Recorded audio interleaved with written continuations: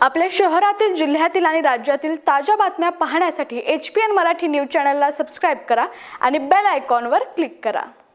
आणि आता महत्त्वाची बातमी बघूया। उजनी धरणातून सोडण्यात येणाऱ्या पाण्याचा विसर्ग आज सकाळी 8 वाजता कमी करून तो 1 लाख क्युसेक करण्यात आलाय।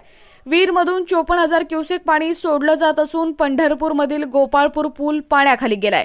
भीमेतून 2.5 लाख व वीरमधून 54,000 क्युसेक पाणी सोडल्यामुळे भीमा नदीत सकाळी नरसिंगपूरला 2,94,000 क्युसेकनं वाहत आहे, तर पंढरीत ही पाणी पातळी वाढ होत आहे। दुपारनंतर 2,90,000 क्युसेकचा विसर्ग काही काळ पंढरपूरमधून वाहणार आहे हे निश्चित आहे।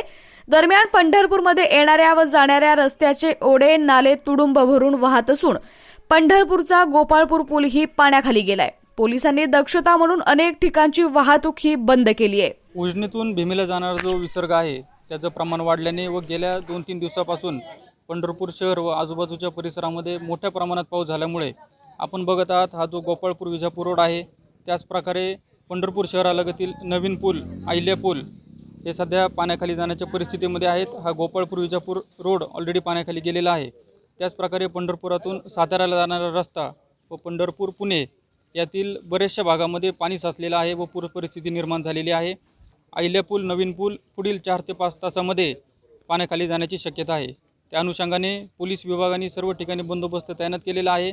त्याचप्रकारे महसूल प्रशासन असेल, ग्रामविकास प्रशासन, नगरपालिका यांच्या मदतीने प्रत्येक ठिकाणी होड्या असतील, लाईफ जॅकेट्स असतील व पोहणारे व्यक्ती देखील तैनात केलेले आहे। वैद्यकीय सुविधा व आरोग्य यंत्रणा देखील सतर्क ठेवण्यात आलेली आहे। पंढरपूरमध्ये येणारे सर्व रस्ते बंद होणार आहे।